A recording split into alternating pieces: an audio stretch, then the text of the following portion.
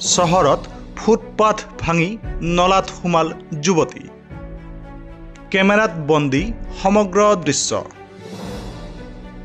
যুৱতীগৰাকী ফুটপাথত ৰৈ থকা অৱস্থাতে হঠাৎ খহি পৰে ফুটপাথৰ স্লেব। ঘটনাত আঘাতপ্ৰাপ্ত হয় যুৱতীগৰাকী।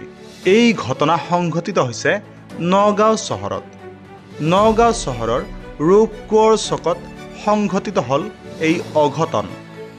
যুৱতীগৰাকী ফুটপাথত ৰৈ থকা অৱস্থাতেই হঠাৎ খহি পৰে স্লেব আৰু ফুটপাথ ভাঙি নলাত সোমাল যুৱতীগৰাকী।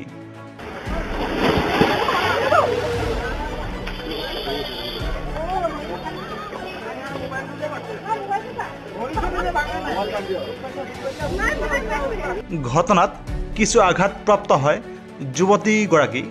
ফুটপাথ দুৰ্বল হোৱাৰ বাবেই এনে ঘটনা হৈছে বুলি দাবী কৰিলে প্ৰতিবেশীসকলে। আমাৰ দোকানত ধৰক 7:30-35 মানত কাষ্টমাৰ আহিলে। আহি দুজনী ছোৱালী বাহিৰলৈ ওলাই গ'ল। ওলাই যাওঁতে কি হ'ল, ৰখি আছিলে তাত। পটককৈ মানে গোটেই একদম খহি পেলাই কালভাৰ্ট খহি পেলাই পৰি গ'ল। দুজনী ছোৱালী, এজনী ধৰক ড্ৰেইনৰ ভিতৰত সোমাই গ'ল আৰু এজনী জঁপিয়াই সেইফালে গুচি গ'ল। বহুত বেয়া অৱস্থা হৈ আছে ড্ৰেইনটো। যিমান সোনকালে কালি ৰাতিপুৱা পাৰিলে ৰাতিপুৱাৰ ভিতৰতে ঠিক কৰি দিব লাগে। আমাৰ এইটোৱে আহ্বান মিউনিচিপালিটি বৰ্ডৰ ওচৰত। ঠিক আছে, কোন জেগা হয়? আমাৰ ইয়াৰ ৰূপকোঁৱৰ চক, শুৱালকুছি দোকানৰ শুৱালকুছি আৰু ফেঞ্চি ষ্ট'ৰৰ সন্মুখত হৈছে এইটো ঘটনা।